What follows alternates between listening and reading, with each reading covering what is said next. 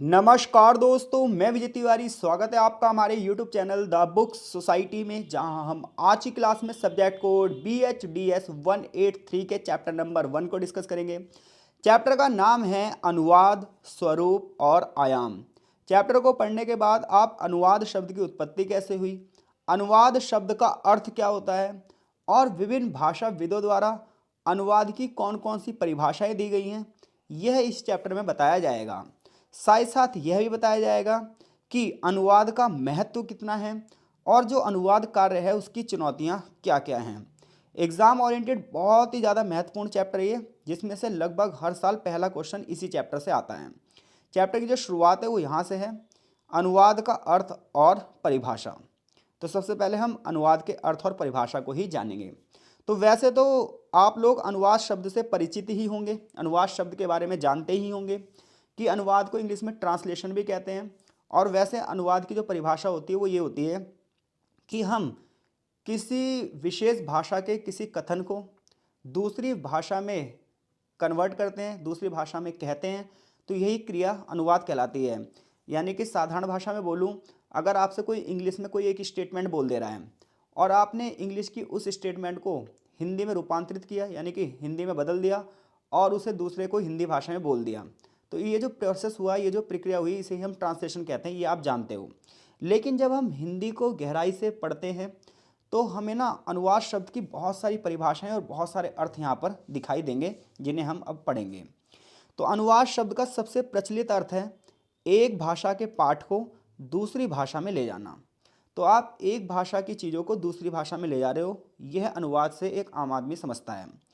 लेकिन अनुवाद की अगर हम बात करें तो अनुवाद का एक सामान्य अर्थ भी होता है और एक बहुत बड़ा यानी कि व्यापक अर्थ भी होता है। अनुवाद शब्द को लेकर अलग अलग भाषाविदों ने अपने अलग अलग विचार रखे हैं। जैसे कि सबसे मशहूर भाषाविदों की बात की जाए तो उनमें से एक का नाम है डॉक्टर भोलानाथ तिवारी। तो डॉक्टर भोलानाथ तिवारी जी ने अनुवाद शब्द के बारे में बताया है कि जब हम अनुवाद शब्द की बात करते हैं तो इसका संबंध वद धातु से है। तो जब हम वद धातु की बात करते हैं तो वद का मतलब होता है बोलना या कहना। लेकिन जब आप वद धातु में घन प्रत्यय लगा देते हैं तो इससे एक नया शब्द बनता है जिसका नाम हो जाता है वाद।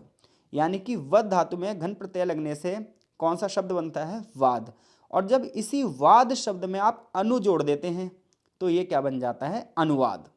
इस प्रकार अनुवाद का अर्थ ये हुआ पुनः कथन, यानी कि दोबारा से कोई बात कहना या किसी के कहने के बाद कहना। तो अनुवाद का अर्थ क्या है, पुनः कथन, यानी कि उसी कथन को दोबारा से किसी से कह देना।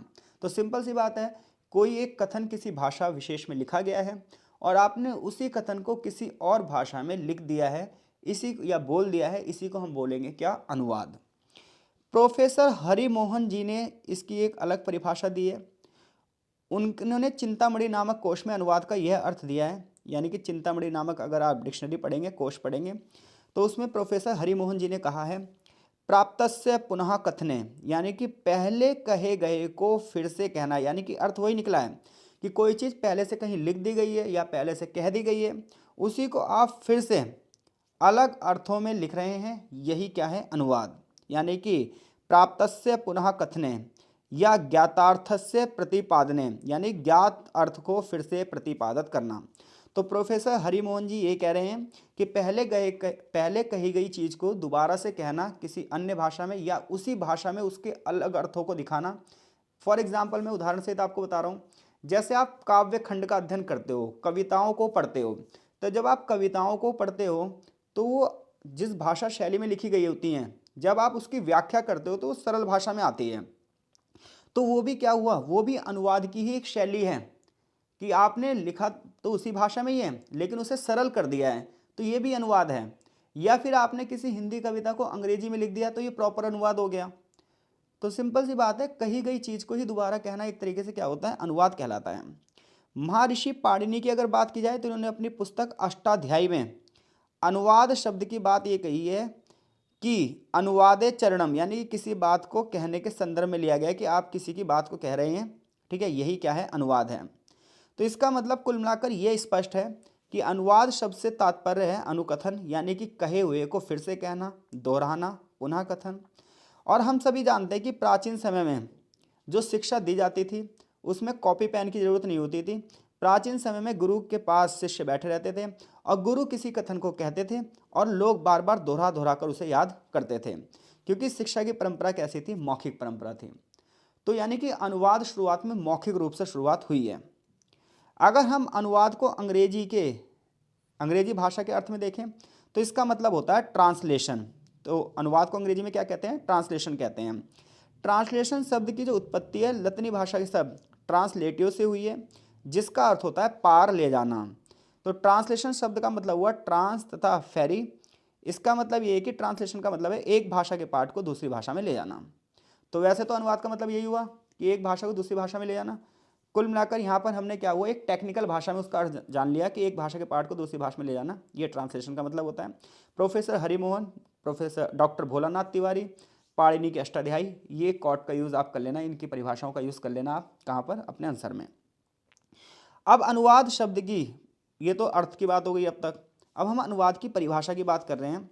तो विभिन्न अनुवाद चिंतकों ने अनुवाद की बहुत सारी परिभाषाएं दी हैं और इन परिभाषाओं को हमें अलग अलग तरीके से देखना होगा। हर अनुवाद की परिभाषा का अपना एक विशेष अर्थ है।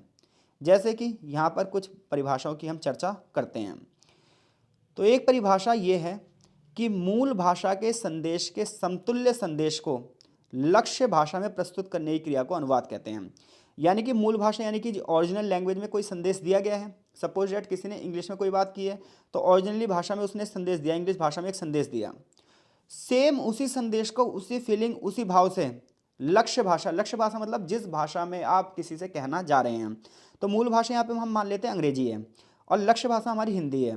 अंग्रेजी भाषा का कोई संदेश है उसे हमें हिंदी भाषा में दे रहे हैं तो उसी को क्या कहते हैं, अनुवाद कहते हैं। ये एक परिभाषा है जो कि नाइडा ईए और Taber R theory and practice of translation नाम की बुक में लिखी हुई है, प्रश्न नंबर 12 पर। तो इस किताब ने अनुवाद की परिभाषा ये दी है। तो आपसे कोई पूछे अनुवाद की परिभाषा बताओ, तो अनुवाद की परिभाषा ये है कि मूल भाषा के संदेश के समतुल्य संदेश को लक्ष्य भाषा में प्रस्तुत करने की क्रिया को क्या कहते हैं, अनुवाद कहते हैं। इसी प्रकार से एक और परिभाषा दी गई है जो कि काफ़ी आसान है। ये परिभाषा ये है कि एक भाषा की पाठ्य सामग्री को दूसरी भाषा के समतुल्य मतलब होता है बराबर, समान, तो समतुल्य पाठ्य सामग्री द्वारा प्रतिस्थापित करना अनुवाद कहलाता है। तो एक भाषा में लिखी कोई किताब है उसे दूसरी भाषा में हम प्रतिस्थापित कर रहे हैं, यही चीज़ क्या कहलाएगी, अनुवाद कहलाएगी। आगे न्यूमार्क पीटर और टेक्स्ट बुक ऑफ ट्रांसलेशन में लिखा है, अनुवाद एक शिल्प यानी कि एक कला है जिसमें एक भाषा में व्यक्त किए गए संदेश के स्थान पर दूसरी भाषा में उसी संदेश को प्रस्तुत करने का प्रयास किया जाता है। तो अनुवाद एक कला है जिसमें एक भाषा के संदेश को दूसरी भाषा में व्यक्त करने का प्रयास किया जाता है।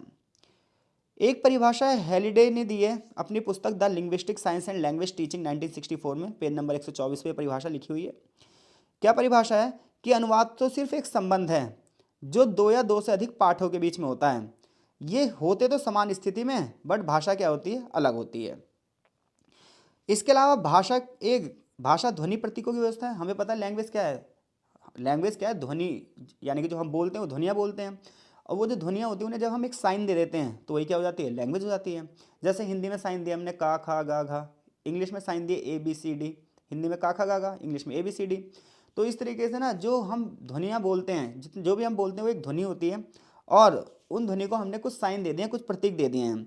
तो भाषा तो प्रतीकों की व्यवस्था हो गई और अनुवाद इन प्रतीकों का प्रतिस्थापन हो गया। यानी कि अनुवाद का मतलब क्या हुआ कि इन्हीं प्रतीकों को हमने दूसरी साइन में यूज़ कर लिया। जैसे हिंदी के साइन थे उन्हें इंग्लिश में यूज़ कर लिया, इंग्लिश के साइन थे हिंदी में यूज़ कर लिया। तो अलग अलग लोगों ने अलग अलग तरीके से अनुवाद की परिभाषा दी है। तो कुल मिलाकर अनुवाद का अगर हम मतलब समझें तो अनुवाद की बात करें तो जहाँ दो भाषाओं और भाषाओं के माध्यम से दो संस्कृतियों के बीच में बातचीत हो उसे ही कहेंगे अनुवाद। तो अनुवाद कोई हल्की फुल्की चीज़ मत समझो आप। जब भी हम ना ट्रांसलेशन करते हैं, जैसे मान लो हिंदी से इंग्लिश में ट्रांसलेशन कर रहे हो, इंग्लिश से हिंदी में ट्रांसलेशन कर रहे हो, तो पता है ट्रांसलेशन में ना आत्मा मर जाती है। भाषा की आत्मा जो होती है ना, जो उसके भाव होते हैं, फीलिंग होती है, इमोशंस होती है, वो खत्म हो जाते हैं। जैसे ही आप किसी इंग्लिश की कहानी को हिंदी में ट्रांसलेट करोगे एज इट इज़, उसमें वो फील नहीं आ पाएगा जो ओरिजिनली अगर इंग्लिश में लिखी होगी। और अगर कोई कहानी ओरिजिनली हिंदी में लिखी होगी उसका आप ट्रांसलेशन करोगे तो उसमें वो भाव नहीं आ पाएगा। और ना जो भाषा होती है वो भावनाओं की भूखी होती है। जितनी अच्छी भावनाओं में चीज़ें लिखी जाएंगी, अब जो लिखी हुई चीज़ें हैं उसे पढ़ने वाले के अंदर भी वो भावनाएं होनी चाहिए। तो सारा खेल फीलिंग और इमोशंस का है और ये इमोशंस अनुवाद में आ नहीं पाते हैं, और इसके लिए बहुत सारी जांच पड़ताल करने की कोशिश की भी गई है, जिसकी आगे चर्चा की जाएगी। तो यहाँ से यहाँ तक ये सारी ना अनुवाद की परिभाषाएं हैं जो अलग अलग लोगों ने यहाँ पर दी हैं। तो यहाँ पर मैं पढ़ दे रहा हूँ आपको, और आपको ये ऐसे के ऐसे लिख देनी है जिन्होंने, क्योंकि ये परिभाषाएं हैं सिर्फ। तो एक समय तक हाशिए की गतिविधि माने जाने वाले अनुवाद को मानवीय आदान प्रदान की मूलभूत क्रिया के रूप में देखा जाने लगा है। यानी कि एक समय तक ना अनुवाद को कोई ज़्यादा तवज्जो नहीं दी गई थी। किताबें ओरिजिनल भाषा में लिखी जाती थी, जो भाषा जिस भी सभ्यता को जो सभ्यता जो सी भाषा को जानती थी उसी भाषा में वो अपना साहित्य लिखती थी। और सबसे बड़ी बात तो ये था कि मनुष्य जो था वो इगोइस्टिक था, थोड़ा घमंडी प्रवृत्ति का था। जैसे मान लो हमें अपनी सभ्यता पर गर्व है, तो हमने अपनी सभ्यता की किताबें लिखी और अपनी सभ्यता की किताबें पढ़ी। हम दूसरी सभ्यता के बारे में जानने के लिए ना क्यूरियस ही नहीं थे, जागरूक ही नहीं थे, जिज्ञासु ही नहीं थे। लेकिन धीरे धीरे करके वर्तमान में क्या हुआ, वर्तमान में पूरी दुनिया आज एक दूसरे से जुड़ चुकी है। हर भाषा दूसरी भाषा के साहित्य से बन रही है। बड़े पैमाने पर साहित्यों का भंडार जो है वो बढ़ता ही जा रहा है। तो ऐसे में एक समय तक हाशिए पर था ट्रांसलेशन। हाशिए का मतलब होता है बिल्कुल निम्न स्तर पर था अनुवाद। लेकिन आज देखा जाए तो आज मानवीय मूलभूत क्रिया के रूप में देखा जाने लगा है। ऐसी एक आयरलैंड के चिंतक हैं माइकल क्रॉनिन। इनका कहना है कि अनुवाद तो एक यात्री है, अनुवादक तो एक यात्री, यानी कि जो ट्रांसलेटर है, जो ट्रांसलेशन करता है, वो एक यात्री है जो एक सोर्स को दूसरे सोर्स के बीच में लिखता है। और 21वीं सेंचुरी की अगर बात करें तो सिर्फ स्थान ही नहीं बल्कि समय के बीच की भी यात्रा ट्रांसलेशन के माध्यम से की जाती है।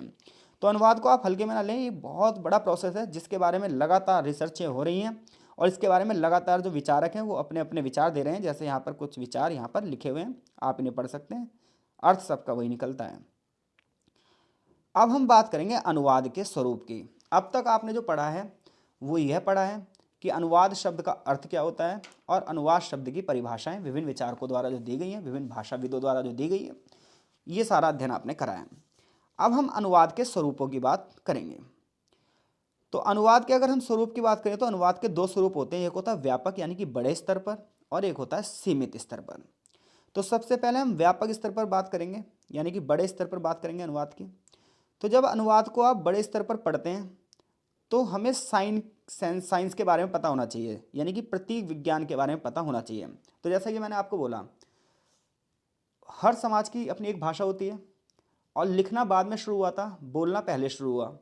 तो जब इंसान बोलता था तो बोलते वक्त वो साइन का यूज़ करता था। जैसे आप मुझे सुन रहे हैं तो ये मेरे साइन, माफ़ कीजिएगा, जब हम बोलते हैं तो ध्वनियाँ निकलती हैं हमारे मुंह से, और जब हम सुनते हैं तो उन ध्वनियों को ही सुनते हैं। जैसे मैं बोल रहा हूँ तो आप क्या कर रहे हैं, आप मेरी ध्वनि सुन रहे हैं। फिर क्या हुआ, लोगों ने बोलते बोलते जब लिखने की शुरुआत करी, लेखन कला की शुरुआत हुई, तो हम जो बोलते हैं उसको कुछ कोड दे दिए गए, कुछ साइन दे दिए गए। जैसे हिंदी में अ आ इ ई का खा गा, ये साइन हैं, सिर्फ जो हमारी ध्वनियाँ हैं। तो जो हमारी ध्वनि हैं उसे कुछ साइन दे दिए गए हर भाषा में, इसे ही हम क्या बोलते हैं, साइन की साइंस, प्रतीकों का विज्ञान। ऐसे अंग्रेजी भाषा वाले लोगों ने, जो वो लोग बोलते थे, उनकी सभ्यता जो बोलती थी, उसे उन्होंने साइन दे दिए ABCD ऐसे करके, और फिर उसे मिला मिला के शब्द बनाने शुरू कर दिए। संस्कृत भाषा में भी ऐसे विभिन्न प्रकार के जो साइन यूज़ किए गए हैं, प्रतीक यूज़ करे हैं। तो हर सभ्यता ने पहले बोलना सीखा और लिखना बहुत लंबे समय बाद शुरू किया। अब जब लिखना शुरू हुआ तो उसके लिए जो हम बोलते थे, जो हमारी ध्वनियाँ होती थी, उन ध्वनियों को कुछ प्रतीक दे दिए गए। तो जब भी हम अनुवाद को समझेंगे तो हमें इन प्रतीकों पर भी ध्यान देना पड़ेगा, इन साइन पर भी ध्यान देना पड़ेगा, और साइन को सीखने के लिए प्रतीक विज्ञान की ज़रूरत पड़ती है। तो प्रतीक विज्ञान मूलभूत इकाई प्रतीक है। एक भाषाविद है पियर्स, इनका ये मानना है कि प्रतीक क्या होता है, साइन क्या होता है, वह वस्तु जो किसी के लिए या किसी वस्तु के स्थान पर यूज की जाती है। A sign is something that stand to somebody और something else in some respect और कैपेसिटी। फॉर एग्जाम्पल, अगर मैं आपसे ये कह रहा हूँ कि मैं सेब खा रहा हूँ, तो जैसे मैंने सेब बोला तो आपके सामने ना एक इमेज आ गई होगी सेब की। तो रियलिटी जो सेब है ना, सेब के लिए हम सिर्फ एक साइन को इमेजिन कर रहे हैं। फॉर एग्जाम्पल, यहाँ पर किताब आपकी एग्जाम्पल दे रही है कि अगर हम मेज पर विचार कर रहे हैं तो मेज जो शब्द है वो शब्द नहीं है, वो मेज का एक प्रतीक है, एक साइन है जो हमने खुद डेवलप किया है। अगर सोचो, पहली बार जब मेज को अगर हम खेज लिख देते हैं तो हमेशा आज सब लोग खेज ही पढ़ रहे होते उसे, और जब हम कहते हैं खेज तो हमारे सामने खेज को, हम जो आज मेज है उसे हम खेज सोच रहे होते हैं। तो सिंपल सी बात है, जब भी हम किसी चीज़ पर विचार करते हैं तो उस वस्तु पर विचार नहीं करते हैं, बल्कि उसके साइन पर विचार करते हैं, उसके प्रतीक पर विचार करते हैं। तो सेम ट्रांसलेशन करते वक्त भी हमें इस चीज़ का ध्यान रखना पड़ता है कि किस चीज़ के लिए कौन से साइन का यूज़ किया जा सकता है। तो प्रतीक सिद्धांत के आधार पर यानी कि साइन थ्योरी के आधार पर एक व्यक्ति है जिनका नाम है रोमन जैकबसन। रोमन जैकबसन ने 3 प्रकार के आधार बताए हैं ट्रांसलेशन में। एक अंतःभाषिक अनुवाद यानी कि इंट्रालिंगुअल ट्रांसलेशन, एक अंतर्भाषिक अनुवाद यानी कि इंटरलिंगुअल ट्रांसलेशन, एक अंतर प्रतीकात्मक अनुवाद यानी कि इंटर सेमेटिक ट्रांसलेशन। अब इन तीनों की परिभाषा जानते हैं आखिर ये होता क्या है। तो जब हम एक भाषा के साइन को उसी भाषा में रखते हैं या प्रस्तुत करते हैं तो इसे अंतःभाषिक यानी कि भाषा के अंदर अनुवाद कहा जाता है। जैसे एक कविता हिंदी भाषा में लिखी गई है, अब आप उसका अर्थ उससे भी सरल हिंदी में बता रहे हैं, तो ये अंतःभाषिक अनुवाद है, यानी कि भाषा के अंदर उसी भाषा में अनुवाद है। तो जब एक भाषा की प्रतीक व्यवस्था को उसी भाषा की प्रतीक व्यवस्था में हम प्रस्तुत करें तो ये क्या कहलाएगा, अंतःभाषिक अनुवाद कहलाएगा। जैसे कि संस्कृत में बहुत सारी टीकाएं लिखी हुई हैं जो बहुत जटिल संस्कृत में लिखी हुई थी, बहुत कठिन संस्कृत में लिखी हुई थी, फिर उसी को क्या हुआ संस्कृत में लिखा गया लेकिन सरल तरीके से लिखा गया। ऐसे ही कई बार आप हिंदी पढ़ते हो तो वो शुद्ध हिंदी होती है, बहुत कठिन होती है, फिर उसे ही हिंदी में ट्रांसलेट किया जाता है यानी कि सरल हिंदी में लाया जाता है। तो जब एक भाषा का उसी भाषा में अनुवाद किया जाए तो वह अनुवाद क्या कहलाता है, अंतःभाषिक अनुवाद कहलाता है। अब हम बात करते हैं अंतराभाषिक अनुवाद की। तो एक भाषा के प्रतीकों को जब हम दूसरी भाषा में ले जाते हैं, एक भाषा के साइन को हम दूसरे भाषा के प्रतीकों में ले जाते हैं तो यह अंतर्भाषिक अनुवाद कहलाता है, यह इंटरलिंगुअल ट्रांसलेशन कहलाता है। इसमें हमें 2 भाषाओं का ज्ञान होना चाहिए। फॉर एग्जाम्पल हिंदी की चीज़ों को हम इंग्लिश में ट्रांसलेट कर रहे हैं या इंग्लिश की चीज़ों को हम हिंदी में ट्रांसलेट कर रहे हैं या हम संस्कृत को हिंदी में ले जा रहे हैं तो ये अंतर्भाषिक अनुवाद होगा और इसके लिए हमें दोनों भाषाओं का ज्ञान होना चाहिए। तीसरा है अंतर प्रतीकात्मक अनुवाद।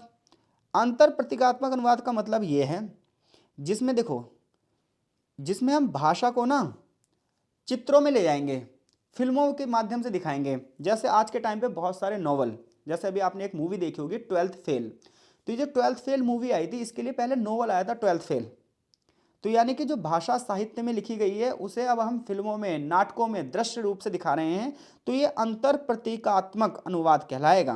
तो अंतर प्रतीकात्मक अनुवाद क्या होता है, जब हम किसी भाषा को फिल्म के माध्यम से, नाटक के माध्यम से, धारावाहिक के माध्यम से दिखाते हैं। फॉर एग्जाम्पल शरद चंद्र के बहुत सारे नॉवल, प्रेमचंद जी के, शेक्सपियर के, मनु भंडारी, रस्किन बॉन्ड की बहुत सारी जो रचनाएं हैं इन्हें फिल्मों में दिखाया गया है।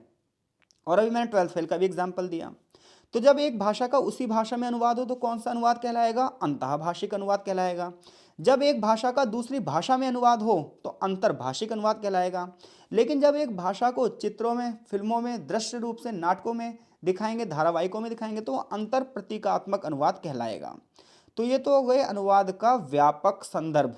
हम पढ़ रहे हैं अनुवाद के स्वरूप और अनुवाद के स्वरूप में ये अनुवाद का व्यापक अर्थ था। अब हम अनुवाद का सीमित अर्थ समझेंगे।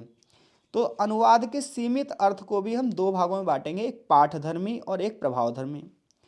पाठधर्मी अनुवाद का मतलब ये है जिसमें जो सोर्स है वही सर्वोपरि है और अनुवादक से अपेक्षा की जाती है कि अनुवाद करते समय मूल आत्मा को बचाने का प्रयास करें। यानी कि जो भी कहानी, कविता, साहित्य जो भी लिखा हुआ है जिस भाषा में, उसके अंदर जो उसकी फीलिंग है, जो उसके इमोशंस हैं, बिल्कुल उसी फीलिंग और इमोशंस को ध्यान रखते हुए ट्रांसलेशन वैसा का वैसा ही किया जाए तो हम कहेंगे पाठधर्मी अनुवाद है ये। जबकि प्रभावधर्मी अनुवाद का मतलब ये है कि जिस भाषा में साहित्य लिखा गया है, जिस भाषा में चैप्टर लिखा गया है या जिस भाषा में कविता लिखी गई है उसका प्रभाव आप बता रहे हो, उसका अर्थ बताते हुए चल रहे हो, तो ये प्रभावधर्मी अनुवाद है। तो अनुवाद के स्वरूप की बात करें तो अनुवाद का स्वरूप के कितने अर्थ हैं, एक व्यापक और एक सीमित। व्यापक में कितने हैं, अंतःभाषिक, अंतर्भाषिक और अंतर प्रतीकात्मक। और सीमित में कितने हैं, पाठधर्मी और प्रभावधर्मी। तो जब वैसे का वैसा हो तो क्या है, पाठधर्मी है। और प्रभावधर्मी में क्या है कि बस क्या है, सामने वाले को बात समझ में आनी चाहिए, इसके लिए संस्कृति का ज्ञान होना जरूरी है। अगले चैप्टर में इसका विस्तार से वर्णन किया जाएगा। अब हम ये बात करते हैं कि अनुवाद का महत्व क्या है। यहाँ से तो क्वेश्चन पेपर में आना ही आना है कि भाई अनुवाद का महत्व क्या है और अनुवाद की चुनौतियाँ क्या हैं। तो जब आप अनुवाद के महत्व की बात करोगे तो देखो भाई, अनुवाद का महत्व सबसे पहली बात तो यह है कि हमें इससे दूसरे कल्चर के बारे में पता चल पाता है। शिक्षा व्यवस्था और ज़्यादा अच्छी हो जाती है। तो ये कह रहा है कि मानव सभ्यता की शुरुआत से ही अनुवाद का कार्य चलता आ रहा है। मानव के मन में बहुत सारे विचार उठते हैं, भाषा के माध्यम से उसे प्रस्तुत किया जाता है, और ये भी अनुवाद ही है। क्योंकि सिंपल सी बात है, जो हम बोल रहे हैं वो ध्वनि है, ध्वनि को हमने साइन में रखा, यानी कि उसके लिए कुछ साइन रख दिए, तो ये भी क्या हुआ, अनुवाद ही तो हुआ। तो व्यापक संदर्भ में देखा जाए तो जो हम कम्युनिकेशन करते हैं, संप्रेषण का मतलब होता है कम्युनिकेशन, आपस में बातचीत, ये भी तो अनुवाद ही है। तो इसका महत्व धीरे धीरे करके बढ़ता गया, और यहाँ पर कुछ एक चीज़ें लिखी गई हैं। तो शिक्षा में अनुवाद का बहुत महत्व है। आज विश्व भर में बहुत सारा ज्ञान है, और जो रिसर्च कर रहे हैं बच्चे, जो शिक्षा प्राप्त कर रहे हैं बच्चे, उन्हें विश्व का ज्ञान होना जरूरी है। और विश्व का ज्ञान जब ही हो सकता है जब हमें वो पुस्तकें मिल पाएँ जिस भाषा को हम जानते हैं। तो आज हिंदी भाषा की जो पुस्तकें हैं वो विभिन्न भाषाओं में लिखी जा चुकी हैं, अंग्रेजी भाषा की जो पुस्तकें वो हिंदी भाषा में लिखी जा चुकी हैं। तो ऐसे में विभिन्न प्रकार की जो भाषाएं हैं उनका अनुवाद लगातार दूसरी भाषाओं में हो रहा है, ताकि प्रत्येक व्यक्ति को प्रत्येक प्रकार का ज्ञान प्राप्त हो सके। तो शिक्षा में अनुवाद का बहुत बड़ा महत्व है। आज भाषाओं के ज्ञान से बच्चे न केवल ज्ञान में वृद्धि हो रही है उनके, बल्कि विश्व के नागरिक भी बन रहे हैं। वो विश्व के कल्चर के बारे में भी जानकारी मिल रही है। पर्यटन में अनुवाद का बहुत महत्व है भाई। आज एक स्थान से दूसरे स्थान पर मनुष्य घूमने फिरने के लिए जा रहा है, और ऐसे में कई बार दूसरी जगह की भाषा के बारे में हमें नहीं पता होता, तो वहाँ पर जो अनुवादक होता है वो बड़ी मदद करता है। तो पिछले कुछ वर्षों में देखोगे तो पर्यटन एक बहुत बड़ा बिजनेस बन चुका है। दुनिया भर के लोग विभिन्न देशों में और उनके कल्चर को जानने के लिए घूमते फिरते रहते हैं, और ऐसे में अनुवाद का बहुत महत्व बढ़ गया है। पर्यटन स्थलों में जानकारी लेने के लिए बहुत सारी भाषाएं उपलब्ध वहाँ पर हैं। सूचना पट पर, ब्रोशर्स पर, पैम्फलेट पर, मार्गदर्शिका पर बहुत सारी भाषाएं उपलब्ध होती हैं। तो इससे हम क्या हो सकता है, जिस भाषा को जानते हैं उस भाषा में वो चीज़ें पढ़ सकते हैं। तो अनुवाद का महत्व शिक्षा के क्षेत्र में भी है, पर्यटन के क्षेत्र में भी है, और सबसे बड़ी बात यह है कि प्रशासन चलाने में भी अनुवाद का बहुत बड़ा महत्व है। आज आए दिन ट्रांसलेटर की जो है जॉब निकलती रहती हैं। इवन संसद में जो कार्यवाही हो रही है, विधानसभा में जो कार्यवाही हो रही है, उसमें कोई व्यक्ति, कोई सांसद, कोई विधायक अपनी भाषा में बोल रहा है, तो सामने वाले व्यक्ति उसे उस भाषा में भी सुन सकते हैं जिस भाषा को वो जानते हैं। तो भारत के विभिन्न प्रदेशों की राजभाषा उनके क्षेत्र की प्रमुख भाषा है। विभिन्नताओं भरा देश है भारत। तो ऐसे में यहाँ नियम कानून जो भी बनते हैं ये अलग अलग भाषाओं में बनते हैं। तो प्रशासनिक क्षेत्र में भी अनुवादकों की मांग लगातार बढ़ती जा रही है। जनसंचार यानी कि मीडिया कम्युनिकेशन के माध्यम में तो अनुवाद बहुत ही महत्वपूर्ण है। आज बड़े पैमाने पर हमें सारी खबरें कहाँ से मिल पाती हैं? जनसंचार के माध्यमों से, टेलीविज़न से, रेडियो से, सोशल साइट से। और ऐसे में पूरा का पूरा ये व्यवसाय ट्रांसलेटर पे ही है। हिंदी में भी अखबार है, अंग्रेजी में भी अखबार हैं। आप गूगल पे जाओगे तो हर एक भाषा में आपको चीज़ें मिल जाएंगी। चौबीसों घंटे समाचार की प्रस्तुति की जाती है। तो ऐसे में यहाँ पर तो भाई ट्रांसलेशन की बहुत बड़ी डिमांड है, और अगर ट्रांसलेशन ना हो तो शायद दुनिया भर की खबरों के बारे में पता ही नहीं चल पाएगा। इवन विज्ञापन तक भी, कार्टून उद्योग, फिल्मों में डबिंग की जा रही है। साउथ इंडिया की मूवी हिंदी भाषा में दिखा दी जा रही है, जबकि ओरिजिनल वो तेलुगु में है, उसकी डबिंग की जा रही है, सब टाइटलिंग रखी जा रही है। वॉइस ओवर की मांग लगातार बढ़ती ही जा रही है। गीत से लेकर विज्ञापन तक, फिल्में, समाचार, हर जगह अनुवाद भूमिका निभा रहा है। और साहित्य की बात करें तो क्या ही कहने। साहित्य का मूल उद्देश्य ये होता है कि मनुष्य के दिल में जान पैदा कर दें, मनुष्य को बेहतर मनुष्य में तब्दील कर दें। साहित्य का अध्ययन करने के बाद मनुष्य की आत्मा पर परिवर्तन आ जाता है। मनुष्य वह मनुष्य नहीं रहता जो वो पहले से होता है। लेकिन ये तभी तो हो पाएगा जब मनुष्य नए नए साहित्य को पढ़ पाए। हम भारत में रह के हिंदी भाषा में ब्रिटिश साहित्य को पढ़ पाएँ, अमेरिकन साहित्य को पढ़ पाएँ, यूरोपियन साहित्य को पढ़ पाएँ, चाइनीज साहित्य को पढ़ पाएँ, तभी तो हमारे ज्ञान में वृद्धि होगी। तो साहित्य का उदय, नाटक, उपन्यास बड़े पैमाने पर दूसरी भाषाओं में आज अनुवादित किए जा रहे हैं। मलयालम, पंजाबी, बांग्ला, तमिल, बहुत सारी भाषाओं में। इससे हर एक पाठक वर्ग, पढ़ने वाला वर्ग लाभान्वित हुआ है। छात्रों का दायरा बढ़ा है, भाषा की भूमिका बढ़ी है, और साहित्य उद्योग भी बढ़ा है। इंफॉर्मेशन टेक्नोलॉजी और अनुवाद, आज बड़े पैमाने पर इंफॉर्मेशन टेक्नोलॉजी का यूज है। विभिन्न गैजेट्स का हम यूज़ कर रहे हैं, विभिन्न सूचनाओं का हम प्रयोग कर रहे हैं। चिकित्सा के क्षेत्र में, संस्कृति के क्षेत्र में, टूरिज्म के क्षेत्र में इंफॉर्मेशन टेक्नोलॉजी एक बड़ी भूमिका निभा रही है। आज हम कहीं जा रहे हैं तो गूगल मैप लगा के जा रहे हैं, बताओ ये सब किस वजह से हो पा रहा है? हम सब चीज़ों को क्यों समझ पा रहे हैं? सिर्फ अनुवाद के माध्यम से। अगर वो ओरिजिनली उसी भाषा में लिखी हो, जिस भाषा की जानकारी हमें ना हो, तो हम उसे कैसे समझ पाएंगे? तो ये तो हो गया अनुवाद का महत्व, जो पेपर में आना ही आना है। तो शिक्षा के क्षेत्र में, पर्यटन के क्षेत्र में, प्रशासन के क्षेत्र में, मीडिया कम्युनिकेशन के क्षेत्र में, साहित्य के क्षेत्र में और इंफॉर्मेशन टेक्नोलॉजी के क्षेत्र में अनुवाद का महत्व है। अब महत्व है तो भाई चुनौतियां भी होंगी। अनुवाद कार्य में बहुत सारी चुनौतियां होती हैं भाई, अगर अनुवाद कार्य ईमानदारी से किया जाए तो अनुवाद के बारे में पहली चुनौती ये है कि अनुवादक यानी कि जो ट्रांसलेटर है, जो अनुवाद कर रहा है, उसे दो भाषाओं का ज्ञान अनिवार्य है, जिन भाषाओं में वो ट्रांसलेशन कर रहा है। अगर उसकी भाषा पर पकड़ नहीं है तो ट्रांसलेशन में खामियां ही खामियां होंगी। तो अनुवादक को दो भाषाओं का ज्ञान होना चाहिए और साथ ही साथ उन भाषाओं के कल्चर का भी ज्ञान होना चाहिए। अब देखो, हम बहुत सारे बच्चे जो हमारे यहाँ हिंदी भाषी संस्कृति से हैं, जब वो अंग्रेजी भाषा को सीखते हैं तो सिर्फ वो लैंग्वेज सीखते हैं, इसलिए उन्हें दिक्कत होती है, उन्हें अंग्रेजी संस्कृति का ज्ञान नहीं है। तो ऐसे में वो हिंदी लिखकर को इंग्लिश में ट्रांसलेट तो करते हैं, लेकिन जब डायरेक्ट उन्हें इंग्लिश लिखने के लिए कहा जाए तो वो उसमें ना फीलिंग इमोशंस नहीं लेके आ पाते हैं। तो ये भाषा की सबसे बड़ी चुनौती है, अनुवादक की सबसे बड़ी चुनौती है। तो पहली बात तो न सिर्फ अनुवादक को दो भाषाओं का ज्ञान होना चाहिए, उन भाषाओं की संस्कृति का ज्ञान भी होना चाहिए।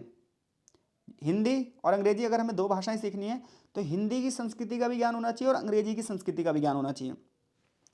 जो हम ट्रांसलेशन करेंगे उसमें सहजता, स्पष्टता और भाषा में फ्लुएंसी होनी चाहिए, प्रभाव होना चाहिए। एकदम सहज भाषा हो, स्पष्ट भाषा हो, यानी कि ज़्यादा जटिल भाषा ना हो कि पाठक पढ़ ही ना पाए, समझ ही ना पाए, आसान भाषा में लिखा होना चाहिए। दो भाषाओं के ज्ञान के साथ साथ दोनों भाषाओं के नेचर की भी समझ होनी चाहिए, भाषा और व्यवहार की बारीकी की भी समझ होनी चाहिए, नाते रिश्तेदारियों के शब्द के बारे में पता होना चाहिए, विभिन्न प्रकार की अभिव्यक्ति, भाषा में प्रयुक्त मुहावरे, लोकोक्तियों, इन सब की भी समझ होनी चाहिए। जैसे अंग्रेजी भाषा में ईडियम और फ्रेजेस का यूज़ होता है बड़े पैमाने पर, और बच्चा क्या करता है, उन शब्दों का अर्थ निकालने लग जाता है, जिसकी वजह से ट्रांसलेशन हो ही नहीं पाता। कौन सा पाठ किस समय में लिखा गया है उसी समय ट्रांसलेशन नहीं होता। तो हिस्ट्री का ज्ञान भी होना चाहिए ट्रांसलेशन करते हुए, कौन सा पाठ किस शैली में लिखा गया है। जब आप लिटरेचर पढ़ते हो ना भाई, तो देखो, जब हम जैसे मान लो इंग्लिश ऑनर्स कर रहे हैं या जो बच्चा हिंदी ऑनर्स का विद्यार्थी है, उसे ये पता होगा हर चीज़ की एक अलग शैली होती है। जैसे कविताएं लिख रहे हो तो आपकी शैली अलग होगी, आप किसी अध्याय को लिख रहे हो तो आपकी शैली अलग होगी, आप किसी उपन्यास को लिख रहे हो तो उपन्यास की शैली अलग होती है, आप किसी नाटक को लिख रहे हो तो नाटक की शैली अलग होती है, किसी कहानी को लिख रहे हो तो कहानी की शैली अलग होती है, किसी कथा को लिख रहे हो तो कथा की शैली अलग होती है, कोई फीचर लिख रहे हो, कथात्मक लिख रहे हो, पत्र लिख रहे हो, निबंध लिख रहे हो, हर चीज़ की शैली अलग होती है। तो जब अनुवादक अनुवाद कर रहा होता है तो उसे उस शैली की समझ भी होनी चाहिए। अनुवादक के सामने सबसे बड़ी चुनौती है कि उसे अपनी क्षमता और सीमाएं पता होनी चाहिए। ये नहीं कि सिर्फ कुछ पैसा कमाने के लिए, आर्थिक लाभ के लिए पाठ का अनुवाद कर दे, ये बहुत हानिकारक होगा भाई साहित्य के लिए, फिर किताबें नुकसानदेह बन जाएंगी। तो ऐसे बंदे जो सिर्फ अपने आर्थिक लाभ के लिए कुछ पैसे कमाने के चक्कर में ट्रांसलेशन करते हैं तो वो बिल्कुल गलत कर देते हैं, साहित्य की आत्मा मर जाती है वहाँ पर। तो विशेष समय में अनुवाद करने से पहले ये आवश्यक है कि अनुवादक समय समय पर विशेष उपलब्ध ज्ञान से परिचित हो, यानी कि टाइम टू टाइम अपने आप को अपडेट करे, उसे उस चीज़ की जानकारी हो। अनुवादक के लिए यह भी आवश्यक है कि वो उसके सहायक उपकरण, जैसे अनुवाद के सहायक उपकरण क्या होते हैं, कोश यानी कि शब्दों का खजाना। भाई अगर आपको लिखना सीखना है तो शब्दों का खजाना आपके पास होना चाहिए, परिभाषिक शब्दावलियाँ होनी चाहिए, हर शब्द की परिभाषा किस में कब कहाँ कैसे क्या चीज़ें यूज़ करनी है उसे पता होनी चाहिए। साहित्य अनुवाद हमेशा से बहुत चुनौतीपूर्ण कार्य रहा है और इसमें निष्पक्षता की जांच कर लेनी चाहिए पहले ही, क्योंकि शब्दों का अर्थ एकदम से बदल जाता है अगर उनको लिखने में हेरफेर हो जाए। तो साहित्य के अनुवाद के लिए आवश्यक ये भी है कि वह सहृदयी होना चाहिए, अपनी रचना को पाठकों के मन तक पहुंचा देने वाला होना चाहिए। ये नहीं कि कोई लाइन सिर्फ लिखी हुई है, नहीं, वो लाइन पढ़ने वाले के मन को भी छू जानी चाहिए, उसकी अर्थ छवियों को भी पढ़ना चाहिए। अनुवादक जब भी अपना कार्य करे तो तटस्थ रहे, निरपेक्ष रहे, यानी कि पक्षपाती ना बने कि अपने साहित्य के पक्ष में रहकर अपने साहित्य का महिमा मंडन कर दें। तो अनुवादक कार्य वास्तव में एक जटिल कार्य है और अनुवादक को बहुत सारी चुनौतियों का सामना करना पड़ता है, लेकिन अनुवादक को अपना संयम नहीं खोना चाहिए और बेहतर तरीके से जितने भी संभावना उसके अंदर भरी हुई है उन संभावनाओं को योगदान दे देना चाहिए। तो अगर एग्जामिनर आपसे क्वेश्चन पूछते हैं कि अनुवाद शब्द से क्या अभिप्राय है, अनुवाद के अर्थ पर प्रकाश डालिए, या अनुवाद करते समय किन चुनौतियों का सामना करना पड़ता है, या अनुवाद का महत्व क्या है, इन तमाम प्रश्नों का उत्तर देने में आप सक्षम हैं। आगे चैप्टर का एक सारांश दिया गया है और यहीं पर यह चैप्टर खत्म हो जाता है। आशा है चीज़ें आपको अच्छे से समझ में आई होंगी। मिलते हैं आपसे नेक्स्ट चैप्टर में, तब तक के लिए आपका बहुत बहुत धन्यवाद। कमेंट बॉक्स में अपनी प्रतिक्रिया जरूर दें।